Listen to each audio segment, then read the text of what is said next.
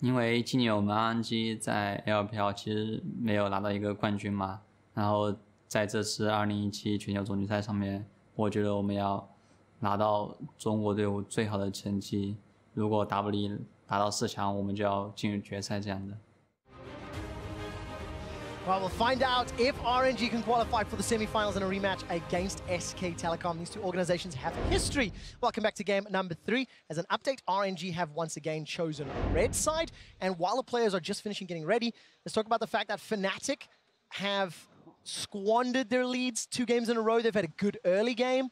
Maybe they should have won game number 2, but they, you know, oh, they definitely should have won game 2.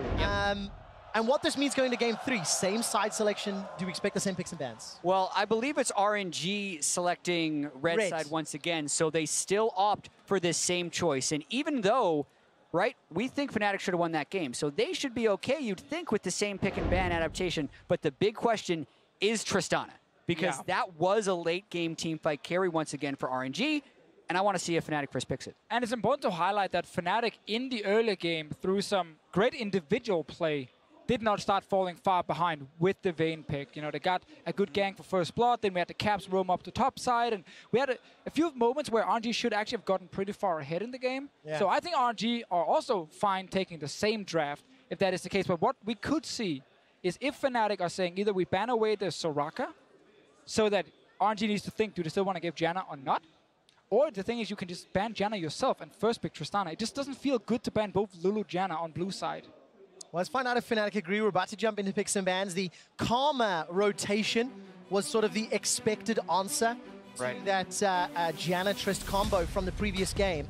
And it tended to be the Vayne. And Reckless had a very good game, but the team was unable to utilize it in the late game. Listen, Janna is so good in the game right now. The fact that RNG is giving it to Fnatic and then having Fnatic take it is a mind game at this point, because I feel like Fnatic should be in control. That ban is out of order, though. Oh, Galio, yeah, that's the one they're leaving open. Xiao is fantastic on this champion. I mean, surely Fnatic would first pick it if they leave it up. Otherwise, they're first picking Tristana. Like, if they first pick Trist, they give away Galio Jarvan. And Deficio, I asked you before the day, what are the chances RNG get Galio Jarvan? You said 0%. It should be 0%. But would it be 0%? Because this series evolves. You mentioned Aurelion Sol. Would Caps run a Sol They're doing it into a Galio? Do they first pick Galio? Is this the Tristana? Deficio, where do you think they're leaning? I mean, when you ban the Janna on blue side, I said it feels bad to do it, but they won this Tristana so badly.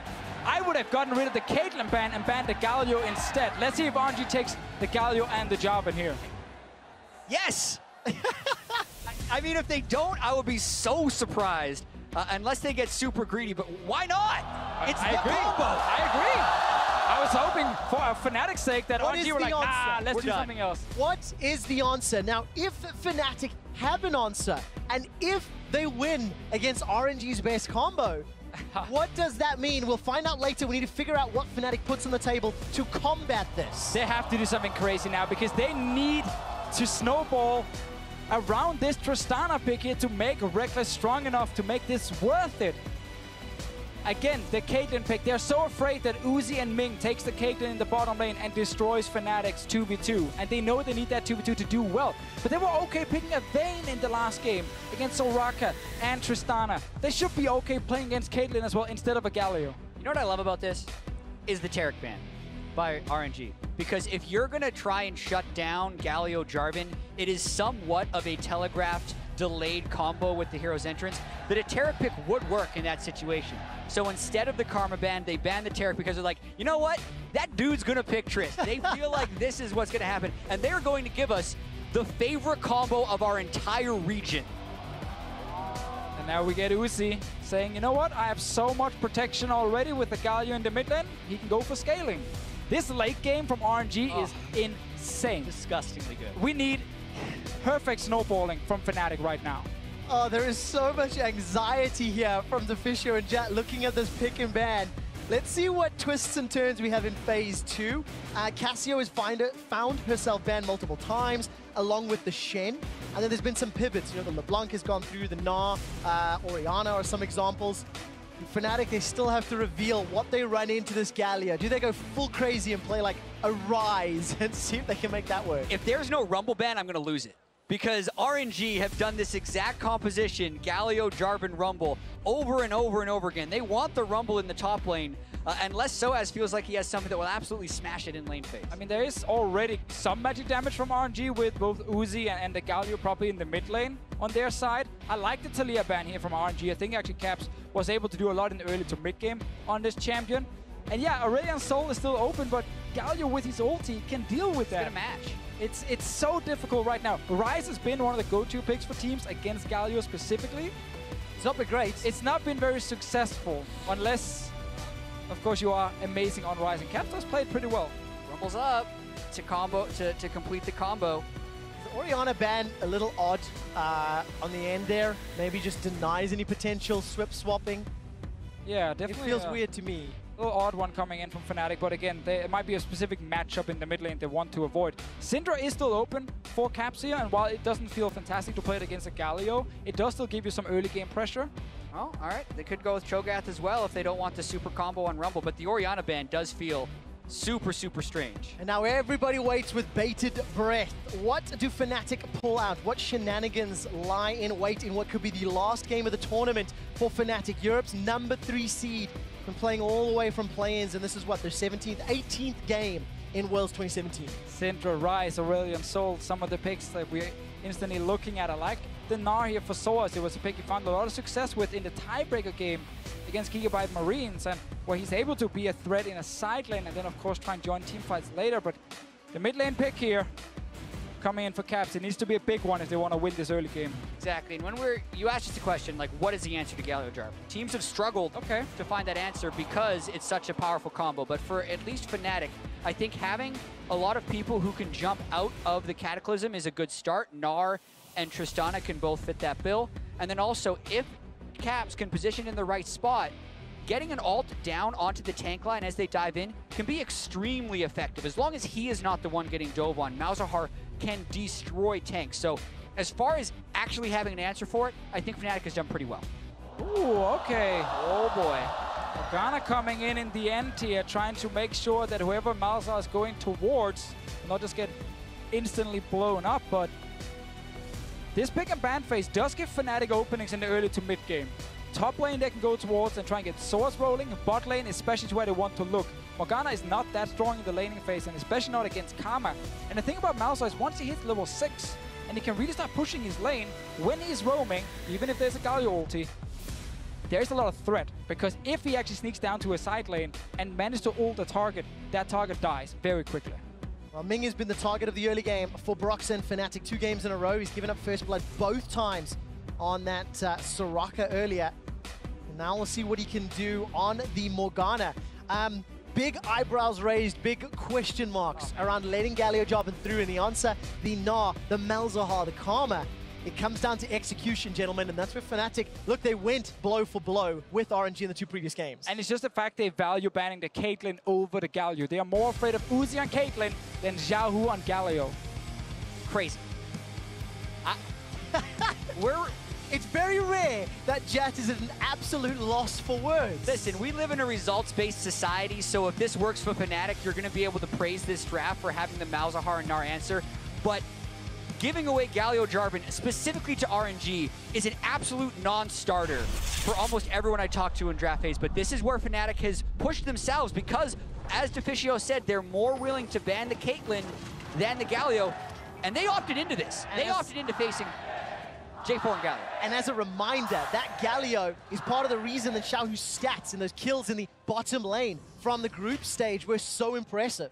It was, what, 5 coming into the day, combined kills plus assists, roaming, ganking, getting Uzi ahead. Also, Galio mid lane has won every single game so far during the group stages, and also with Faker's game yesterday, where he was able to take over from the early game, roaming to top side.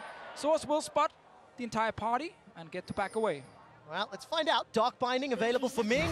Fire and hits. Got him. Sending a message. RNG are here to play 1 win away from advancing to the semifinals. one win away from knocking out Europe's last team. And this Morgana last pick here, it's RNG looking at Fnatic's comment saying, okay, there's a lot of pick potential. Like a lot of single target CC Fnatic can apply, and they're trying to prevent that with the Black Shield. But again, it will hurt them in the early lane phase. RNG say, let me invade, and hasn't backfired yet. Gets the stun down from the permafrost. Let me hook onto his flash. Reckless comes in from the side. Now MLXG is the target. We're off to some shenanigans in the early phase, as that satchel will explode on MLXG's head. All that is used is Caps' Ghost. Yeah, but look at MLXG's health to start this. Luckily, they do have the Galio mid to help with that push on the Raptors, but I wonder if Caps can steal some of these. He can definitely threaten. He's got the Malefic Visions. Yeah. They need to bop that when it's a little bit low. Not the greatest. Gets one. Let's see if we can get any more of those chickens.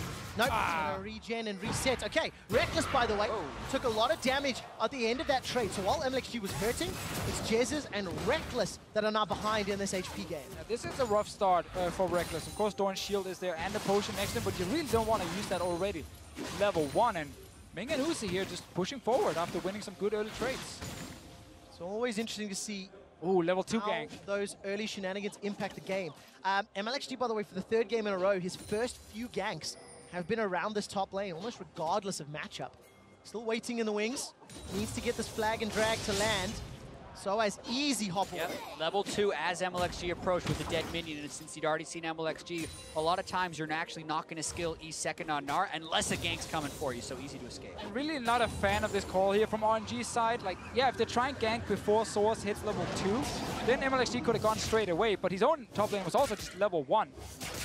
And now, Source, because he's on a Gnar and not, let's say, on a Cho'Gath or a Maokai where it's harder to escape, he just hops away and actually ends up wasting a lot of MLXG's time. He's now only on his second camp, but Brock's already level 3, gets a red buff, can start getting out on the map.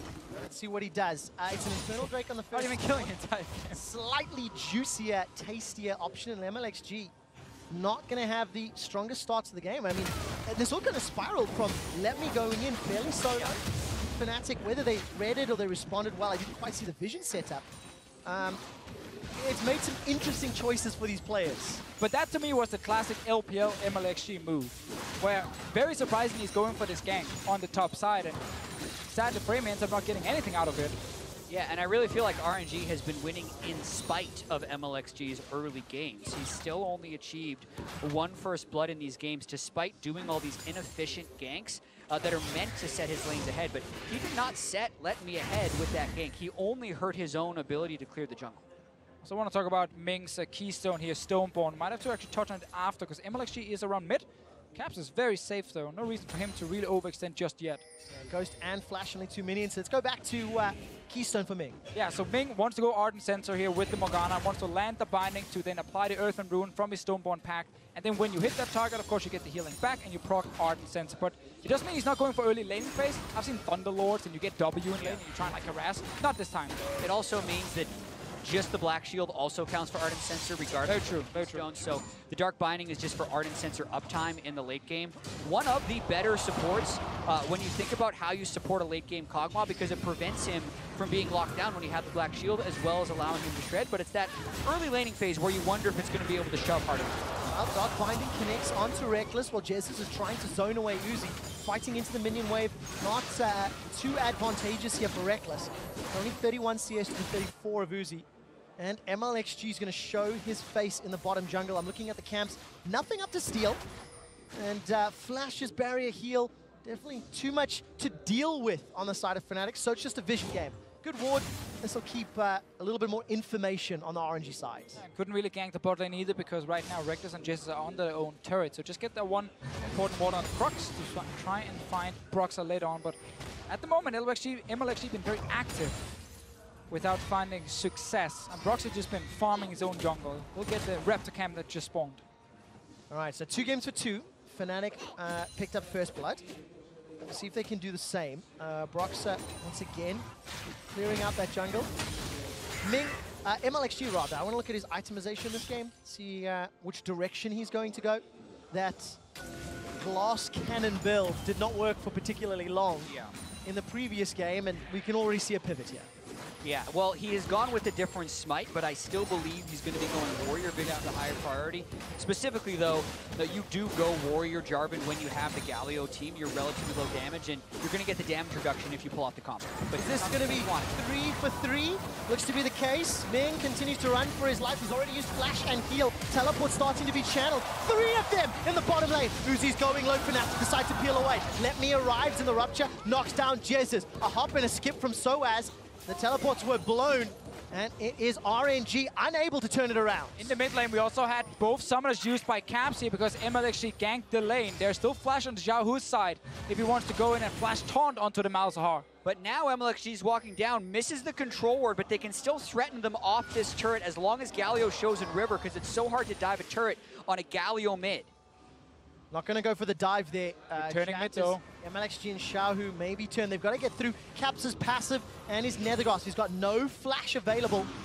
That Shield of Durand will do a lot of work in terms of setting up the CC. The flag comes down. Caps has got a Void Swarm out. Puts another Malefic here, they might Vision, just Fall go of the for him. Void. Here comes Broxer. There's no prison available, but the Nethergrasp is. Caps now forced to run away. It's jungle on mid combat. Permafrost as well as the silence comes down. Xiaohu's shield doing so much work. Justice Punch gets flashed away from. Malefic Vision flashed from as the Call of the Void. Oh, he come back in! It's come back in! Is it close enough? Caps is low on mana. Goes in for the call. No, The Crab does not get the hit. Not gonna find the flail either. And all of a sudden, MLXG and Brox are running away. The venue is electric, but nobody dies. They all just keep going back in, not having quite the damage to finish and risking their own lives. Incredibly dangerous ult there from Xiaohu and unnecessary, but as you mentioned, everyone walks away with their lives. But that first ult from Caps, he didn't actually have any Voidlings down when he did it, and Broxer tried to get in and apply a bit of extra damage, but it couldn't kill Xiaohu instantly. Now we get instead action in the bottom lane. No flash from Jesus. Yeah, he's got to be the target. MLXG is going to look for Reckless. Reckless got that rocket jump and fighting. The spicy hot pot sums up first blood for RNG. MLXG is so active on the map in this game here. He's trying to stop Fnatic from snowballing early. Top lane, mid lane, now bot lane. Interrupts the jump from Reckless. That Flag and Drag was insanely good. That was MLXG. really good. It's so hard to actually kill Trist, right? I've seen so many people raging about it. You can buffer the rocket jump, but the way you can stop it is if you somehow interrupt the Trist while the Trist is already in the air, and that's what MLXG can do with this Flag and Drag. They know Dez is flashless, but he stays back, and the patience here from him, perfect from MLXG. And Reckless needs to just flash instead. When he sees the Java and just wait with the combo, he knows that MLXG are just waiting for that jump. You have to try and respect that and flash instead. And the difference in the emotion of the AD carries there speaks to the series at hand where RNG is up 2-0. That's the type of smile you get from Uzi when you know it probably shouldn't have happened, but it's playing out in your benefit anyway, because he knows Reckless should have flashed, and then MLXG shouldn't have been able to do that. And is this Tristana first pick now for Fnatic, getting shut down in the early game? Uzi is even in farm. He's fine just going to the late game. He doesn't even need to trade turret damage. He just wants to keep farming. Down in this bot lane here, the Morgana is also again with the Black Shield for late on in the game to try and stop the engage from Fnatic. Xiaohu is now moving towards the bottom side. No ulti just yet. No, still on cooldown, so is the teleport. Rocks are relatively close by. And that explosive plant is going to allow Xiaohu to escape. Even CS game across the lanes, it is only MLXG that is slightly behind thanks to those early game shenanigans. And the waves are pushing towards RNG, so Fnatic shoving them in again and again and again. Let's see what they do with it. Where do they move for the vision, and do they make any plays? And it's about the bot pressure, if Fnatic can make this play happen.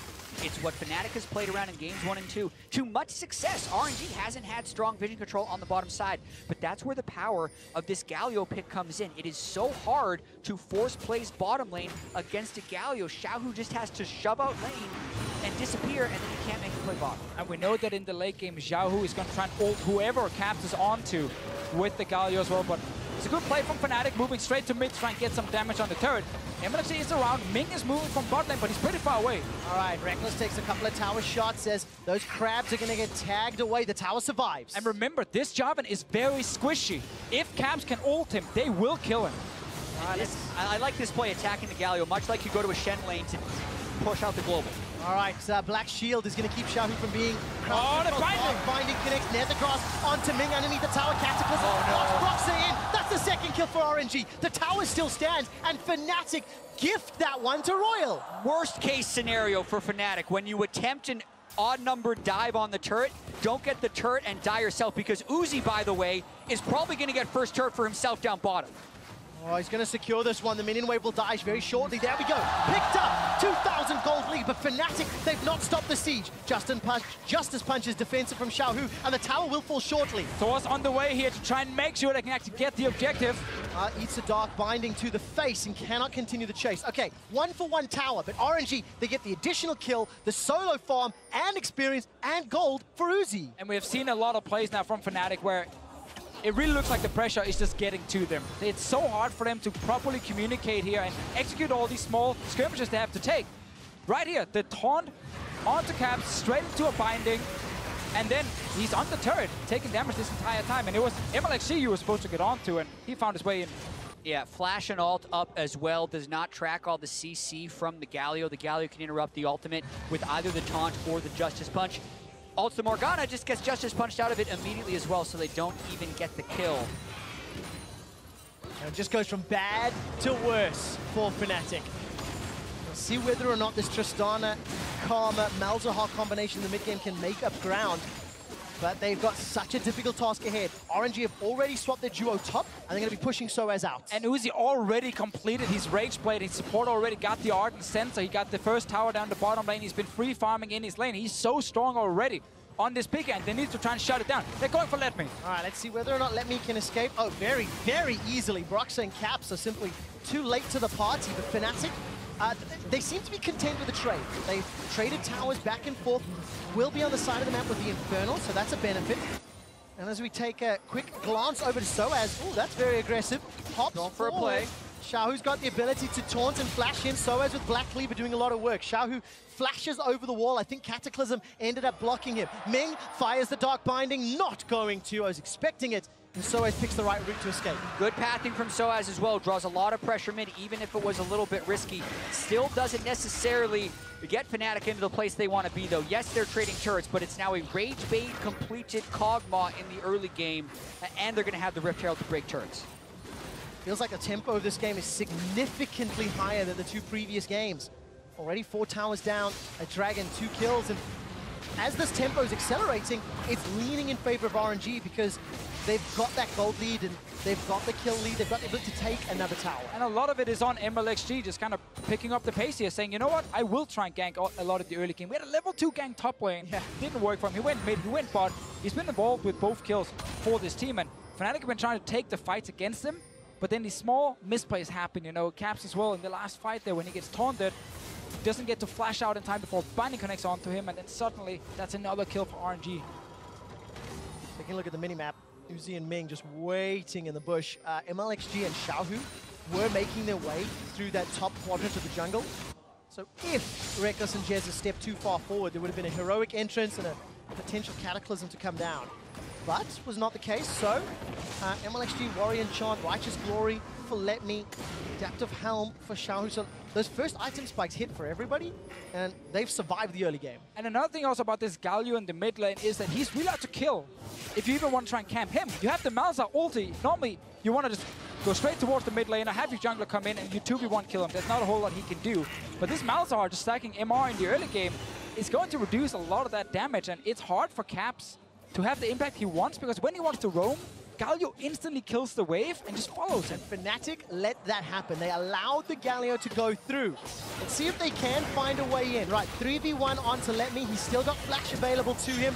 Holds onto it, realizing he's going to be chased down. Jesus was chasing him with the flash and the heal. This will allow inner turret to be focused. Now Fnatic with the Tristana can take this turret probably uncontested unless MLXG wants to try and pull the combo. He's going to look for Jesus. Flash and heal's not available. He's going to escape. Heroic entrance for Xiaohu. He's going to look for the taunt. Jesus continues to run. A Gnar from Soaz pushes him backwards. Throws the house at MLXG. I'm fairly surprised that RNG goes for that play, because they could have just tried to use all of their members mid lane and trade a mid lane for an inner tier top turret. They don't get the kill despite expending all of their ultimates right there. They had no extra damage. MLXG had to leave the fight instantly after the engage, and Uzi was sitting mid, pushing for that tower you just highlighted. Broxah trying to get something here, but he's actually currently pretty deep inside the jungle, and he's all alone. Yeah, got his ultimate if needed, and flash. Gonna start channeling that flail. Xiaohu, no flash to connect with the taunt. I don't think he wanted to anyway. There's no real damage behind him. So Broxah. They're actually just trying to see if Broxah wants the early flash to get away. Yeah, trying to get the flash out of the Sejuani so they can pull off the combo on whoever. Because the main thing about the Galio Jarvan, among all the other things we've been talking about, is finding flashless members so you can execute them. But Fnatic doing a pretty good job attacking side lanes here. All right, teleport's going to start being channeled. Xiaohu should be able to... No! Gets interrupted with the Arctic Assault. But look at just how much time it takes to kill Xiaohu. There's a nobody TPs away from Soas when he's about to kill you. Meanwhile, up here. All right, let's take a look. MLXG gets the smite down to survive. The Crabs continue to chase. Malefic Vision's not in range. Passive from Cap still available. Let me cannot interrupt. All of the word comes out, but he's bought enough time for MLXG to get away. Yeah, and even though Caps hasn't smashed the early game, so to speak, the Malzahar does scale aggressively well. The percent health damage you get from the Null Zone on the ultimate is really substantial. So Fnatic, as much as we want to talk about Galio Jarvan, do have win conditions in this game and have been pushing side lane turrets very well. I mean, it's what we said in the draft here. Early to mid game, there are options for Fnatic. A lot of it will involve if Caps can get away from this mid lane and start finding other targets than just Galio. This replay, though, is Xiaohu finding himself suddenly caught out, and then he tries to TP away. A little knockback incoming. There you go. Not happening. I love the zoom in. By the way, while that was happening, Reckless and Jez tried to push top lane, and they got zoned away by Uzi and Ming, and on the back end, obviously, Caps looking for MLXG. Uzi is about to hit 200 CS, and we are 17 minutes into this game. He's so insanely fed at the moment, and Fnatic are trying to play away from him to get some kills on the other members, but Uzi's just farming. Yeah, he ended up 12 CS per minute in the previous game, 540 by the 45 minute mark. So incredible performance farming those side lanes. Herald has been summoned in the bottom lane, and Soaz is being pushed back by RNG's duo. Yeah, usage of Herald to prevent it from expiring because they haven't been able to get the push on any wave, but now they can group up, they have the teleport, and they're trying to fight around Uzi. RNG needs to fight around this incredibly strong Kog'Maw. All right, there's the Heroes Entrance Cataclysm combo. This is exactly what RNG are amazing at. Gonna look for Broxah as well, tries to escape, just gets out of range of that Dark Binding. Inner turret is secured along with the kill onto Soaz. And it was just a matter of time before they started playing with Uzi here. Instantly they get a tier 2 tower. Currently looking at the mid lane one that they actually want to take down next. I guess it counts, a time roll hit. Not gonna do anything. Yeah, all that chip damage, dude, it adds up. Not right now because the regen, irrelevant. Because RNG, with their gold lead and with the control of the game, as you said, they're now starting to push these other lanes. And we were looking at like top lane with the Gnar, bot lane with the Tristana Karma, saying, okay, there are some lanes here Fnatic can try and snowball with Caps and Broxah together. But they've not been able to actually win these or dominate these lanes. Because the laning phase was ended so early. Very quickly, and it's so hard to do anything against this RNG comp and this super fed AD carry now. Yeah, and if you're going to have an AD carry who's super fed, you'd like it to be Uzi. In the past, when we've seen Uzi on Kog'Maw at this group stage, he's gotten somewhat defensive. They're on to Caps. He has no summoners. No, he does not. Taunted up by Duran. Let me gets the final kill credit. I don't think the feast landed. And Uzi, by the way, as you were saying, Jat, not only do you want to trust him to carry, he's also got a QSS already into the Malzahar. I'm surprised he didn't walk away and give that kill to Uzi because he is the main benefactor of this gold. They're still going to have gold onto Cho'Gath. I feel like he's priority number 2. Oh, man. MLXG even steals a red buff. Yeah, and they can get Mountain Drake, which is about objective forcing, which is what this game is very quickly going to be about.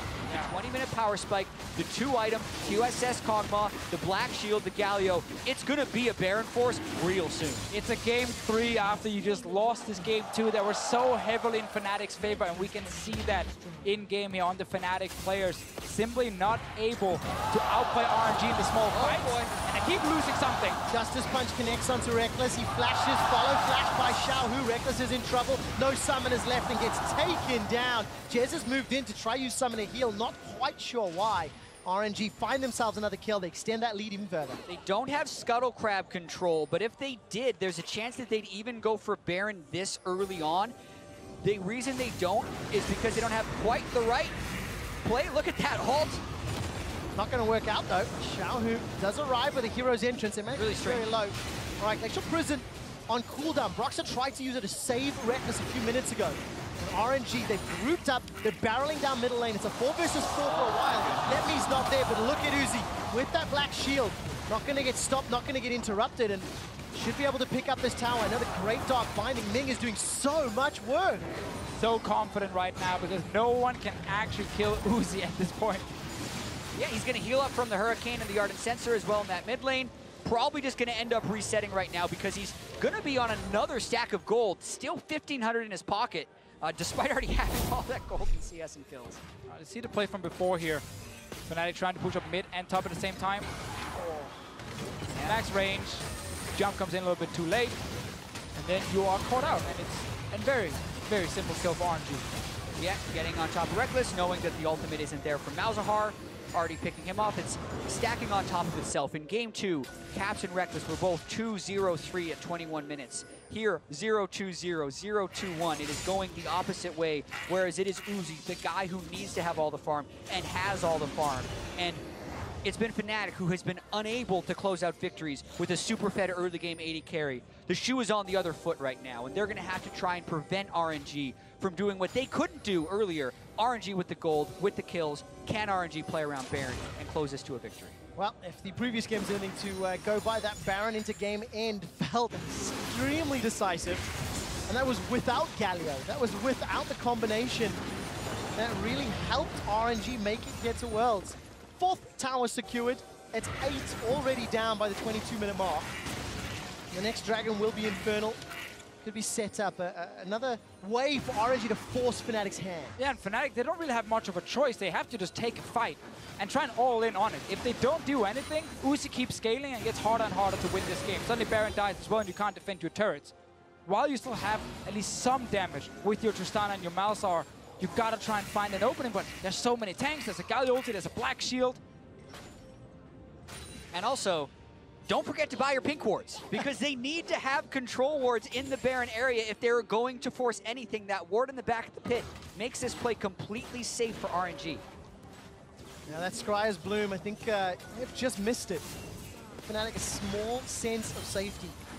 Trying to chill on that side of the middle lane. Okay, Letme all the way in the top lane.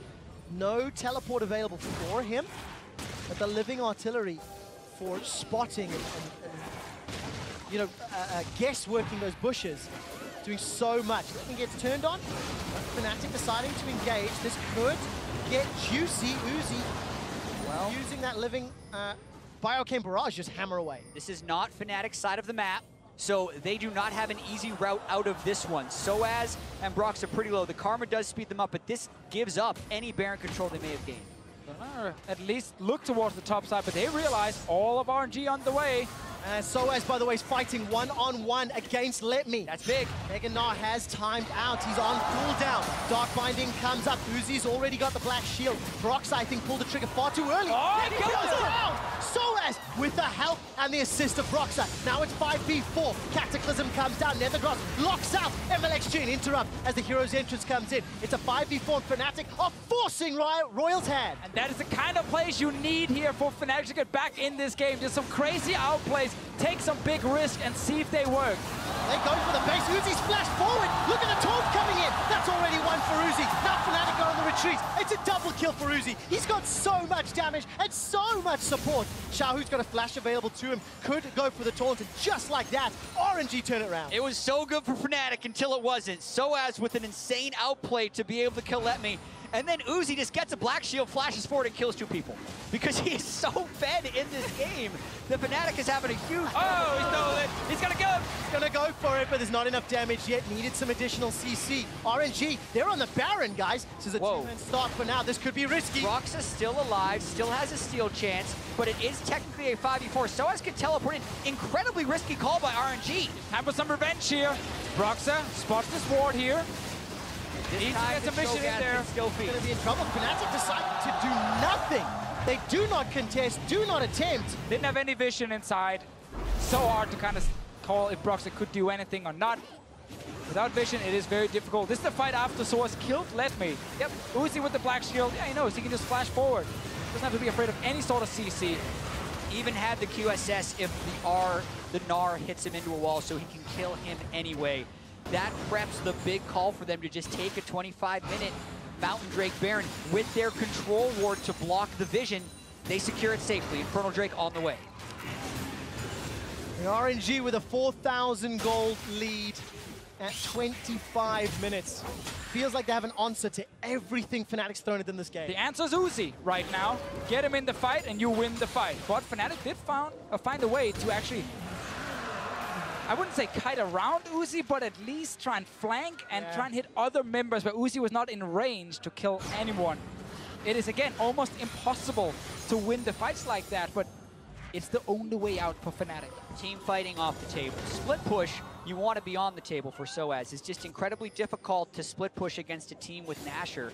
Soaz is getting to that point. It's interesting how he's itemizing towards defense because it really feels like the team fighting is an afterthought, and the big chance would be to be able to split push against the Cho'Gath. RNG is not about wasting time here. Even if they've been able to play a little bit more slowly during Worlds, when they have the advantage, they try and push. They're trying to trade now for that top lane tower on Inhib. We have Caps up here and Broxa as well. They're gonna try and kill him here if they can get Caps in with the ultimate. All right, the minions have died. Void Swarm coming in. As it stands, exposed inhibitor. There's a race in the middle lane. 3 members of RNG starting to push onto the inhibitor turret. Jesus and Reckless left alone. There is some support coming in, but that's a dark binding connecting onto Broxa. He takes a Justice Punch to the face. Up in the top lane, inhibitor was not secured, and Fnatic have finished their recalls. That actually ended up being a trade here where Fnatic did not lose an inhib. Of course, lost a few towers for it, but it was against a Baron buff from RNG. Let's see if RNG actually backs away. They don't really have a reason to because they're still sitting with the buff here, and Cho'Gath is TP ready. They're going! Cataclysm is down. Reckless is already down. Uzi is dominating. 6-0-1. A beautiful dark binding from Ming gives Uzi yet another double kill. 7-0-1, and this sets up the inhib. And RNG make it look so easy, but you have to ask, what was Fnatic doing there? They know they can't take the 5v5. They can't take any fight with Uzi plus X, and they did there. RNG, they want the semi-final. They want to finish this right now. So as Nas out to the back end, Glacial Prism buys some time. Uzi continues to shoot down the Nexus turrets as Caps forced to flash away from the living artillery. Uzi actually just died. Uzi has been killed by the Mega Gnar on the back end. Ming and MLXG trying to run away. So as looking to catch them out with the boomerang. Gets caught by the dark binding. Black Shield as well. Tries to delay anything further. But that's a kill onto Soaz and RNG. They don't get the game, but they do get the base. You can't help but smile. Uzi there, so confident that he tanks the turret, barriers up, and then thinks he has the overshield from the Black Shield, but the turret doesn't do magic damage. The turret kills him, so really bad play by Uzi there to die to the turret. RNG still in an incredibly powerful position. Uzi calling worth it though. He got a Nexus turret down. He needs another one right after. Let's see, Swords again is trying to do what we talk about here, just like crazy fighting, try and flank around, find anyone else but Uzi, and then he actually notices this AD carry is taking so much damage from the turret. Doesn't matter that you're spell immune, the physical damage still hits you from the Gnar in the back, but mainly the turret did over 1,000 damage to Uzi in that fight. But Soaz tries to reach in the back, does still have to deal with the entire RNG team, and that's as much as we're building it up as just Uzi, there are 4 champions that all have their buttons, and they were still able to kill Soaz.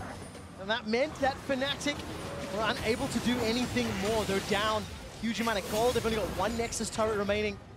Why is it always the Fnatic organization that's in these crazy Nexus defense games? It doesn't matter the players, the year, the tournament, the World Championship, they now have to defend a single Nexus turret base once more. And it's still crazy. This was a team that was 0-3 after the first week of group stages. Ended up 0-4 before they beat Immortals, started winning every single game and made it into quarterfinals. Everyone knew this battle would be very tough against RNG and against Uzi specifically. Couple of different fights going on. Cho'Gath and Jarvan are up top dealing with one Soaz, but Soaz is actually doing it again. All right, the target is going to be Lemis, caught by the prison, but all of a sudden RNG have surrounded them. Reckless gets onto the board by taking down MLXG. Redemption buys a lot of time for RNG. Dark Binding delays any further engage from Soaz and Fnatic. They don't want to chase the 5v4. There's super minions on their base. Yeah, MLXG have to learn soon. He just needs to stay with his team because he's getting singled out. But Uzi is still strong. He really is. Got a lot of mana to keep spitting out those artillery shots over and over. Soaz trying to play the split push game. He's got himself that adaptive helm to back up the frozen mallet. And that's going to allow him just to keep trying to kite and survive. RNG Gonna keep chasing him down, but Soaz is doing a lot flash to survive. Gets over, finds himself, let me silence. Not gonna find the rupture. Out the shield from Jez. Classic Soaz. Soaz has trained his whole life for this moment. Consistently trying to run away from 3 and 4 people as a single person, and does again in this fight. So the grand scheme of things, Fnatic is still in this, and I find it so interesting how Fnatic was up 10,000 gold in somewhat of a similar position as RNG last game and could not close it. RNG's gold lead has never been close to that this game. It's actually only at 5,000, and they can't really deal with Soaz in these split push scenarios. So there was also the big mistake that RNG made when Uzi just tanked a turret. Would they potentially tilt after getting toyed with by Soaz's Gnar and having Uzi die when that inhibitor is down? They need to refine their footing, pull off their combo, and not let the Malzahar Trist scale into the late game. Again, but like, stay around Uzi.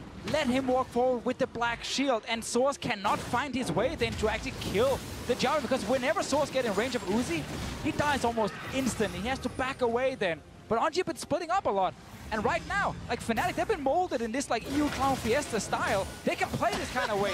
They actually have good shot calling when behind. Well, let's find out which Fiesta wins. MLXG laying the Cataclysm down, but he's got a Guardian Angel to bring it back. Uzi is free hitting everybody on Fnatic. The Rupture throws Fnatic into the air, and Royal Never Give Up find 3 kills, throwing their own hands into the air, celebrating the huge team fight win. Reckless gets at least 1 back, but now Caps has to do some magic to defend. RNG caught Fnatic in the bounce house right there with the combo from the GA Jarvan and the Galio, but you can see what led up to that. Fnatic had incredible minion wave control. Look at this. The top lane and mid lane are still pushing, and Caps are going for a kill. All right, MLXG is going to flash away, stays alive to fight another day. Caps trying to deal with the minion wave. This will buy some time to keep that Nexus turret alive, enough for Fnatic to respawn. Baron was not started here. He got a mid lane tower as well, but Uzi takes the top lane tier 2 tower here.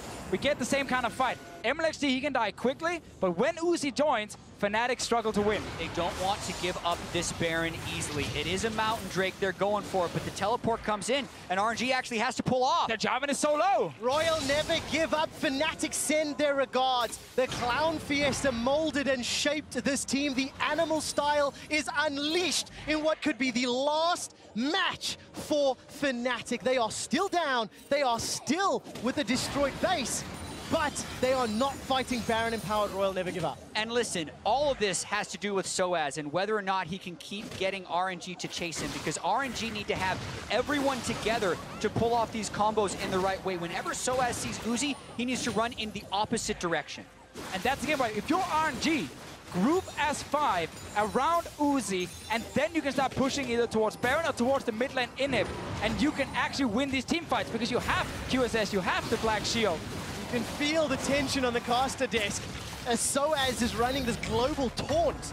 Seems to somehow pull RNG towards him. There's the Gnar that's going to catch down Xiaohu into the wall. Redemption will buy some time. Uzi's off in the side lane. There's no Gnar available to get rid of him. Uzi spits out the damage, continues to chase him. Now all of a sudden, they've got to back away. Fnatic just kiting down here away from Uzi, but he's going close now. All right, Uzi's trying to run down 1v4. There's nothing that they can do. The Black Shield is now popped. Capped, no flash, no Nethergrass. He cannot get one in return. But that was the best fight Fnatic has had yet, and it's because they played kite back with the Malzahar. They know that RNG needs to fully commit, and with no GA, they were not willing to do that. So the Malzahar kept them at bay, and it's a split 5v5 with no deaths. Oh, do Fnatic start the Baron? Do they just fight for vision?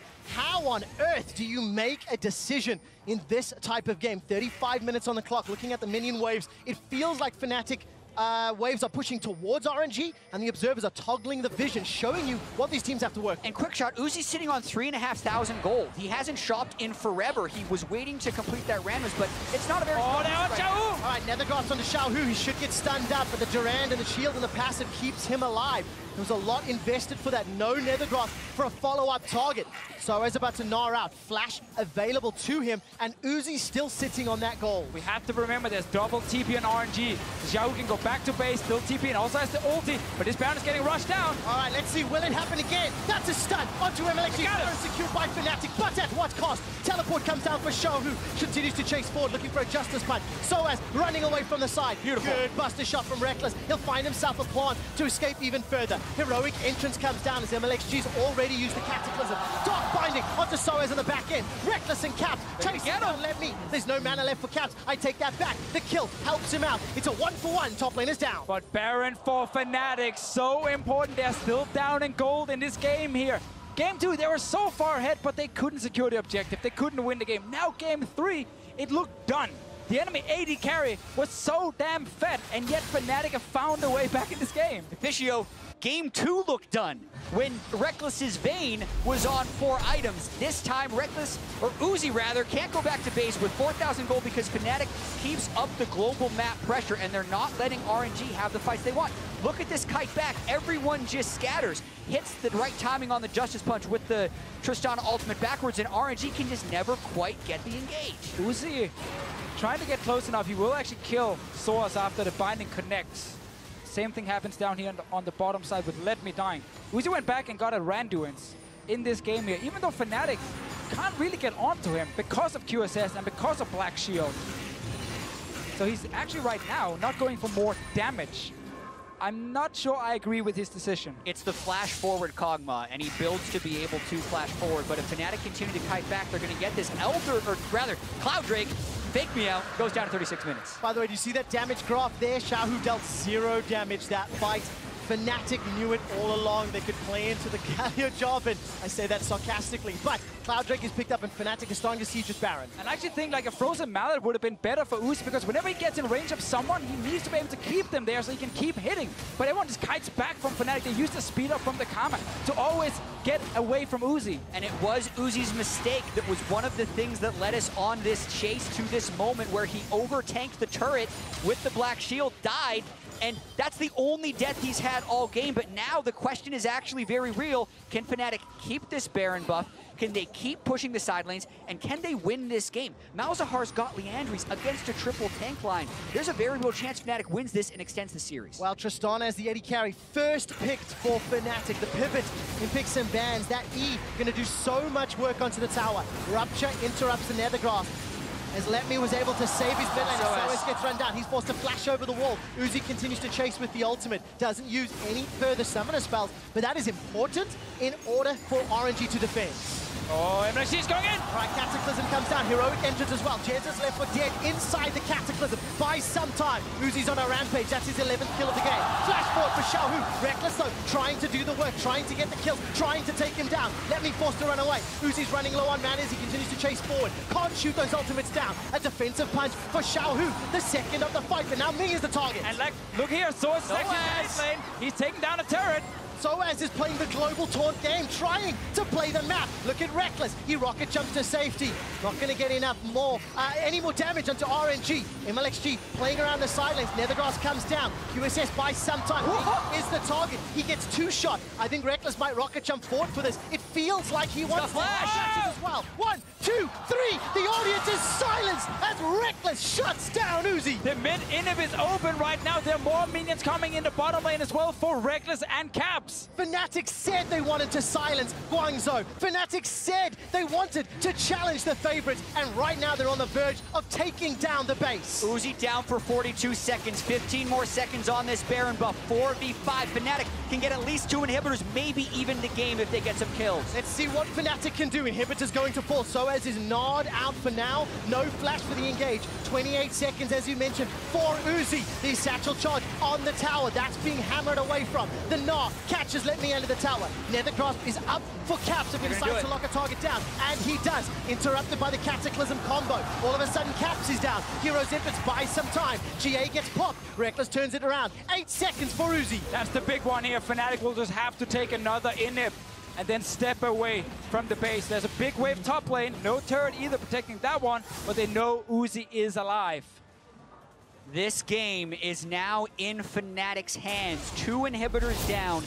Uzi has been item capped for the last 10 minutes, and watch this long fight one more time. And look how many times Uzi is hitting someone, but because he can't actually slow them down, they end up getting out of range for him. Soaz right there flashes over the wall. That's the first one. Soaz may have been dead if Uzi can get him, but he does not. And continue watching this fight. MLXG goes in. They get the big combo. They kill Jez's. The support is gone. But then it's yes, this fight happened, but the decision-making of Soaz to abandon this fight prevents RNG from fully chasing them down. And then Uzi now comes in, starts hitting caps, can't slow him down, so he can't stay on him, have to switch over to the Sejuani and at least settle for one kill here. But that means now Cap stayed alive, and he's ready to fight again right after this, while Soaz is sitting in that mid lane. Reckless so pumped after that fight, specifically when they turned it around to kill Ming, who is the full support Morgana, but he's not the type who can walk up and ult in your face. So Reckless just straight up kills him. He's now max item Tristana, and the shoe is absolutely on the other foot for Fnatic. This time, the ones who want to be the people who come back. After securing that Baron, it was a 4.5 minute long siege, non-stop, inside the faces of RNG. Soaz is playing this game fantastically, and where is this not? I want to see more of it if Fnatic want to bounce back in this series. They're on the verge of being knocked out, and they still need to win many more games. And again, the situation is the same in terms of the fights. Because if Uzi is allowed to sit there and just keep auto-attacking, if no one actually kites him, he will deal enough damage to win. They're going for Soaz. All right, where's the rest of the Fnatic squad? The hop will keep Soaz alive a few seconds longer. Not long enough, though. Inhib 3 coming up for Fnatic. All right, this one should fall. It's a 5v4 at best. Righteous Glory is used, and remember those double teleports on the side of RNG. If there's a couple wards behind, but there's not, so they can't continue chasing. 25 seconds here on the Baron. Elder Drake a minute as well. That's huge. The fact that Fnatic didn't get that last hit on the inhibitor, they were afraid of the full wipe, which could turn into the game, but they did not get it. If they can't continue to keep these waves pushed, they could give the Baron over to RNG. Watch Caps in the bottom lane, keeping the wave shoving. If RNG go for Baron, Fnatic go for backdoor. It feels like that's what they're setting up for. Instead, they've backed away for now. Still no TP on Soaz, who's down for 20 seconds, but the big thing here that RNG is struggling with is they only have one person who can clear super minions, and that is Uzi. Look at if they don't have Uzi, then they can't actually fight. They're waiting for RNG to jump into the Baron pit and then move in behind and go for the base instead. Now they realize RNG did not commit to the Baron. Fnatic should be in absolutely no rush. RNG has had an item cap Uzi for 15 minutes. Caps is still waiting on his death cap. They know they outscale. They know those super minions crash into the base. This is potentially even too early to make this call. 3 members of Fnatic start off. Baron, Cap starting on Elder. Really Soaz is going to join him, by the way. Soaz, no teleports available. He instead is clearing out the Brambleback and picking up that red buff. Now coming to join Cap, splitting RNG. Cataclysm comes down onto Broxah. He uses that Arctic Assault to get over the wall. Yeah, that's very good for Fnatic because it's very easy for Broxah to get out of that engage. MLXG right there, frustrated, and just goes straight for the first target in front of him. Yeah, MLXG not getting the initiations they want. The pressure has been lost. The inescapable game of Galio Jarvan is about getting flashes down and then killing you on repeat, but they haven't actually been able to get flashes down. Even with that Cataclysm, he goes on a guy who can just run right out of it. They're not playing this game straight right now, but at the same time, they only have one person who can clear those waves of super minions, so they can't get out of their base. We haven't had so many fights, though, where Fnatic are kiting so well, always hitting everyone else but Uzi. They leave Uzi right there, so again, the Randuins is not doing anything for him because he's not the target. He needs tools to stick to people, and he doesn't get it right now. Like, yeah, sure, you can use the Playthrough and King active, you can use the active of a Randuins if you are in range to do it. Not possible for him so far. And for the first time this game, Fnatic are even on golds, marginally ahead, in fact, after some of those shenanigans early on. Uzi, 13-2-3. Xiaohu, 1-1-16. MLXG, 2-1-15. And that's the team that's starting to lose. They've got to defend their last inhibitor in the top lane. Finally. Gentlemen, Frozen Mallet picked up for Uzi. But no boots. Yeah. So the movement speed difference, he might not actually be able to keep up. Just keep the boots, sell the Randuins, get the Frozen Mallet. Anyway, Uzi with the Frozen Mallet now. Let's see if he can actually stick to targets. All right, you can see that gold grab there, of course, as MLXG goes in for the engaged captain. That's a big one!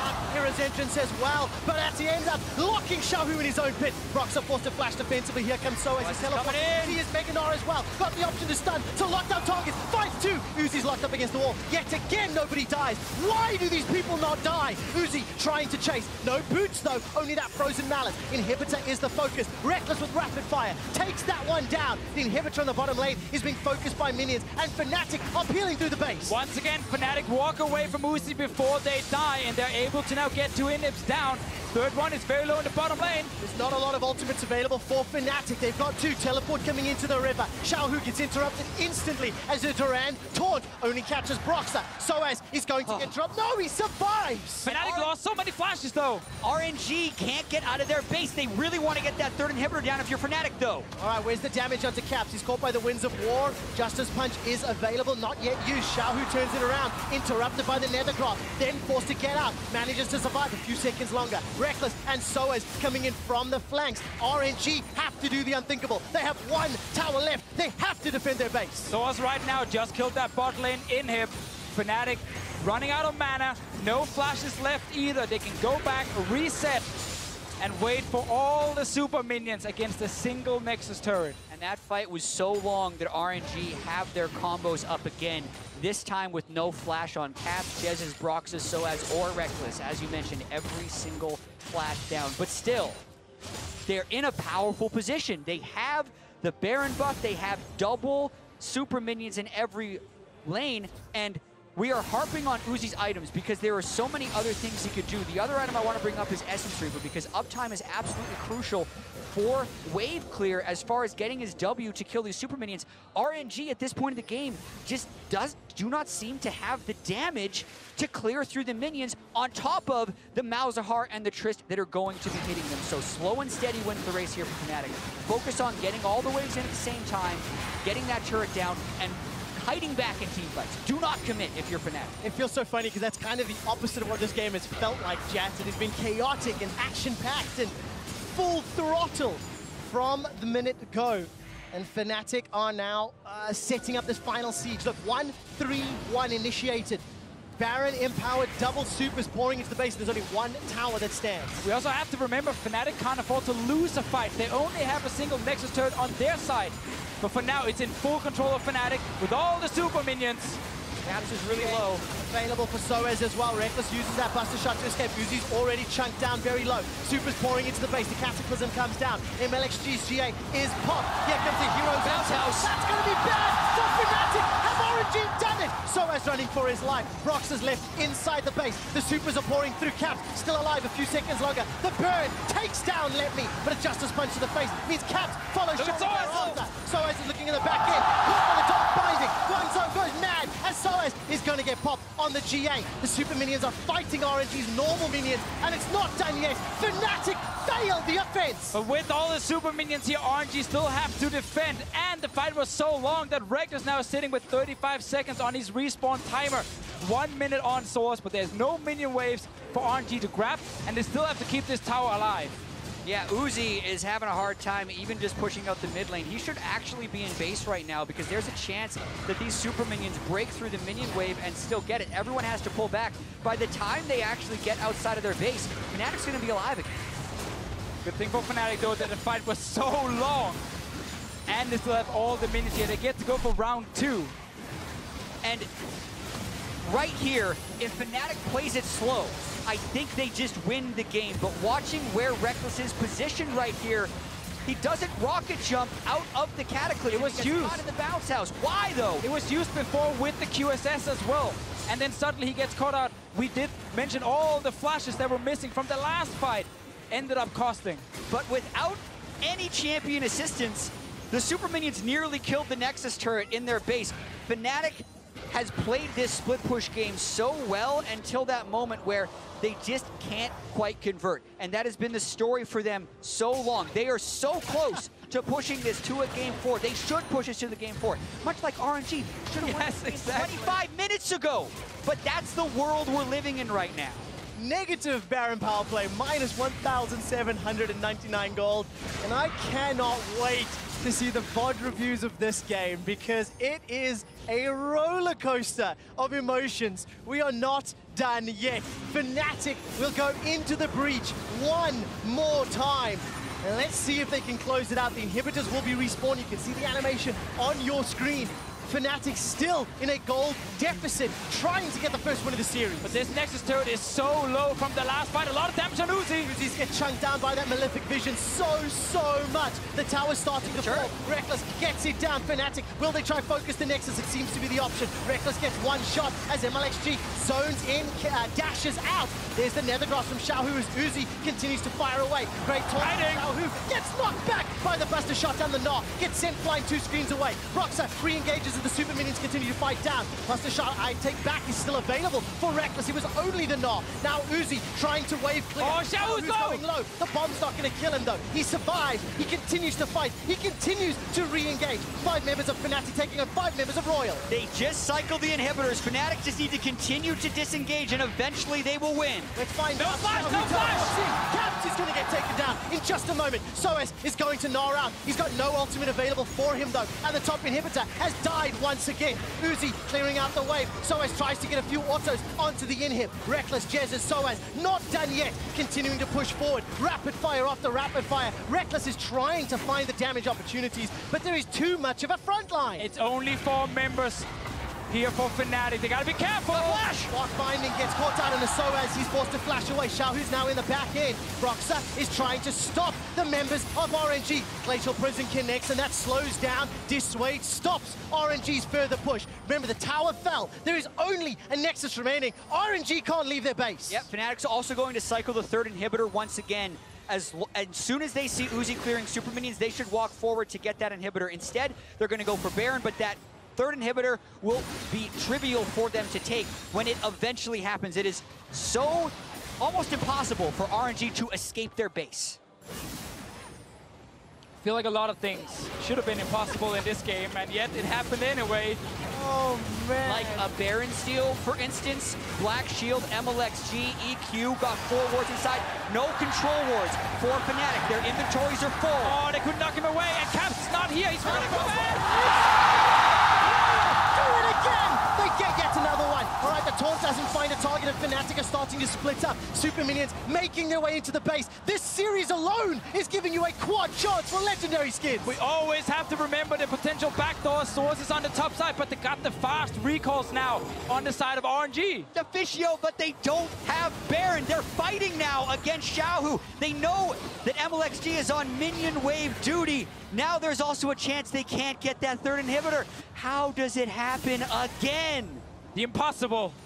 Anything is possible the day to Officio. Look at Reckless going for that inhibitor. All right, he's going to start trying to deal with these inhibs again. But for the Fnatic squad, Baron-empowered minions will at least counterbalance the supers that are pouring into the base. Fnatic and RNG have been on the verge of losing this game for 30 minutes long. And another Baron steal comes in. Black Shield is really important to enable MLXG, but also the fact that they have no control wards means they can't push them out of the pit. And then when the teleport comes in, it means Cho'Gath is there. You gotta start smiting. They go for it, and MLXG saves it till the last second. Broxus still doesn't use the smite. And RNG can't even do a full-on engage because they have to get back to their base. Yeah, they have to make sure the Nexus doesn't die. CZ Rod portals everywhere right now, trying to defend. Uzi obviously can't build any more items, but if he could, he has earned 33,000 gold this game with his 700 CS. And you would say, like, yo, dude, stop taking all the CS. Some other people need to max items. They don't have a choice. Yeah, Uzi has to wave clear with that Hurricane time and time again. And even with the Baron buff, they can't leave their base. That's why Fnatic gets the Elder. This is big, though, for Fnatic with that Elder Drake. Even more damage to try and kill the tanks here while hiding away from Uzi. No boots on the side of Reckless. He's elected for that 6-item damage build. A few seconds on Jess's flash will be important for the fight. But with how long these fights are, it's all about uptime. I love the Essence Reaver from Reckless. 100% crit, more time on rapid. Oh, that's it! They've got him! MLXG is down. All of a sudden, it's a 5v4. This is the 9th inhibitor of the game. That's been killed. All of a sudden, the Nexus is the focus. Soaz has got the GA available. Hit the Nexus. Got backup. Fnatic are making their way in. Fnatic are fighting. Royal never give up. The GA is popped. All of a sudden, Caps is popped. Oh, but Soaz is back. Down. Soaz is respawned, but he's not going to get the GA. Get in there! The Nexus is not dead yet, and Fnatic do it! Are you not entertained? Fnatic win game 1! It only took 54 minutes and 53 seconds. A breeze by Fnatic standards as far as Nexus races are concerned. But what a game. 39 kills, 54 minutes, 100,000 gold eclipsed by both teams. Unbelievable. I mean, this game, when Uzi was so fit, when RNG were taking control of the map, it was done. But when they try and kill the Nexus turrets, and Uzi tanks all the tower shots and dies, they can't actually finish it. The game gets delayed, and then Fnatic just turn on this crazy shot calling, crazy playstyle where Source is Shot calling. I mean, there is a lot of communication there of constantly calling, where's Uzi, who can we actually kill, but we have to always escape. Soaz played that game.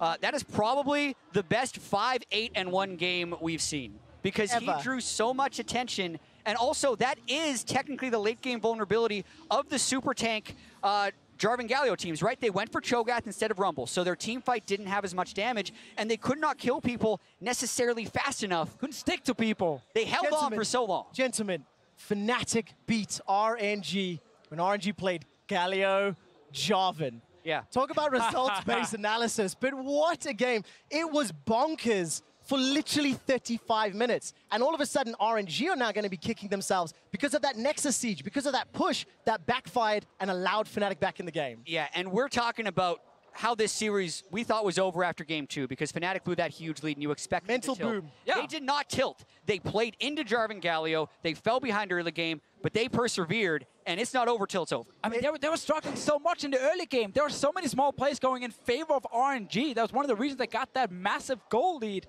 As you can tell, we are extremely excited about casting that game, but to hear more about how Fnatic brought it back and won it, good luck to Dash and the analysts. Thank you very much, Quickshot. You guys are excited. I wasn't expecting to have this conversation here after Game 3 with Fnatic coming back big over RNG. And before we try to make sense of the game itself, I just want to take another look at the final fight here as Fnatic pushes in for the Nexus. This replay brought to you by Ace Predator. And this just starts with MLXD once again donating himself, but no GA. But this guy right here, the MVP of this game, Soaz with the backdoor, drawing so much pressure on a 5v4 with 3 lanes and minions. They gotta have it. I mean, it's so reminiscent of the Immortals game, right? Yeah, everyone thinking back to that, it feels like it's an unlosable game for Immortals. They have the Baron, they have everything. Surely they're going to close it out, but they throw the game. Fnatic comes back, and again here against RNG, massively down for so much time.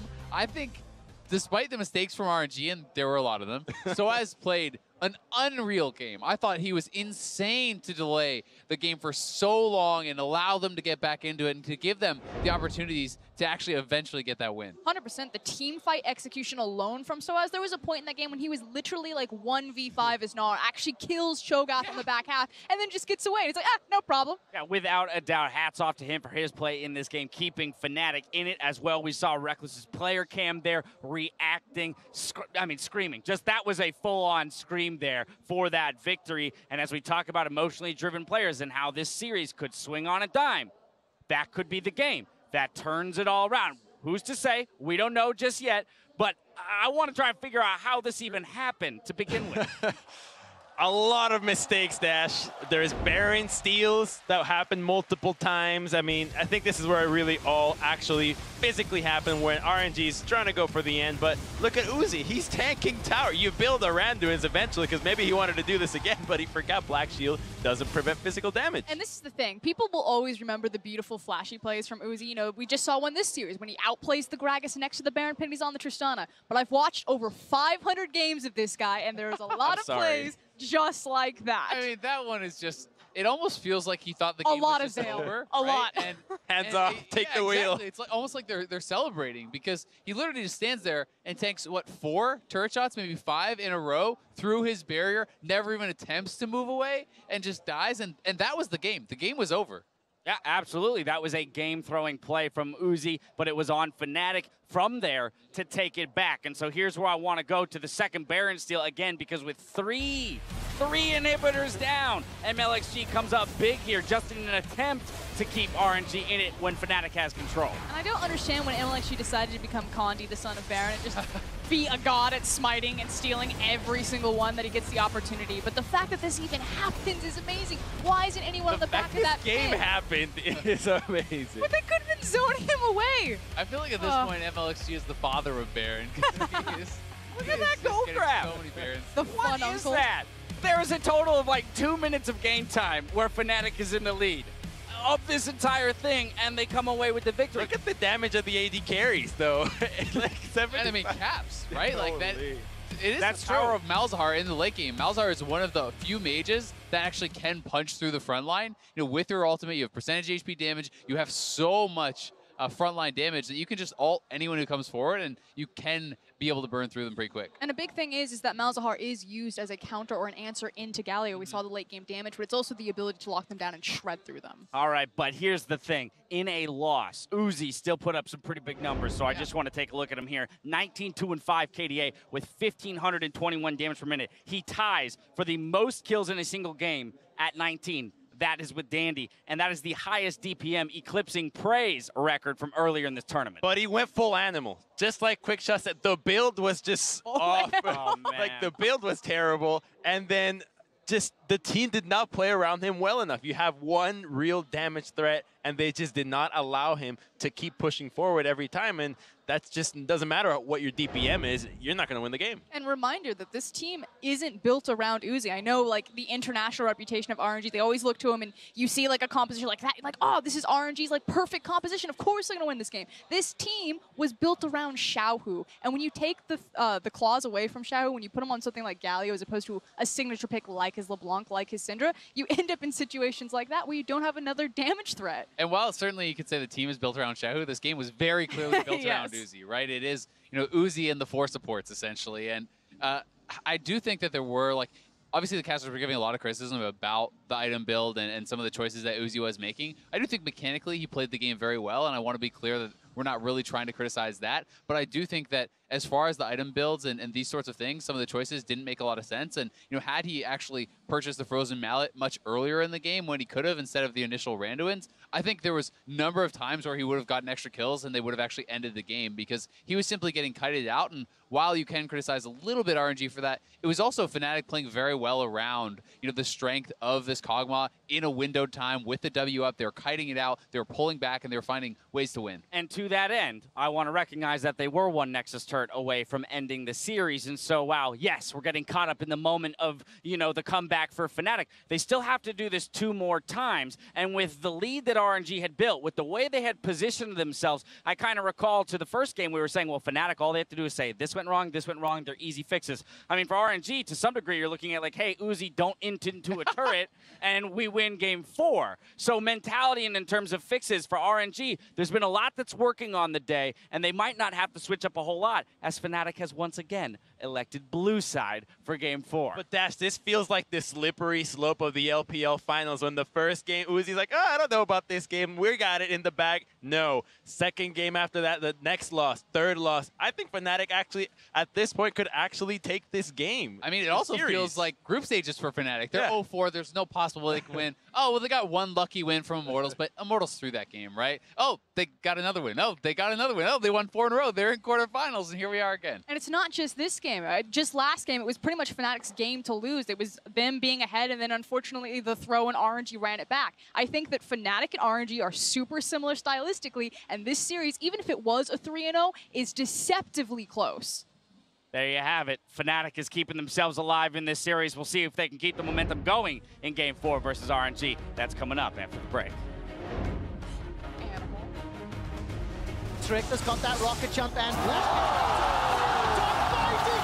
The spicy hot pot sets up first blood for RNG. They go for the base. Uzi's flashed forward. Look at the taunt coming in. That's already one for Uzi. Now Fnatic are on the retreat. Down, but he's got a Guardian Angel to bring it back. Uzi is free hitting everybody on Fnatic. Get him, please. No flash, no flash. That's going to be bad for Fnatic. Have RNG done it? Knock him away, and Caps is not here. He's running for Do it again! So this is Mystery Spawn, but he's not going to get the chance. Get in there! The Nexus is not dead yet, and Fnatic do it! Are you not entertained? If you want to follow the best of the Rift, then you need T-Mobile, America's best unlimited network. We've doubled our coverage, so you can stream Worlds in more places than ever before. With T-Mobile, don't miss a moment from the first battle, all the way to the lifting of the Summoner's Cup. Another reason why T-Mobile is America's best unlimited network.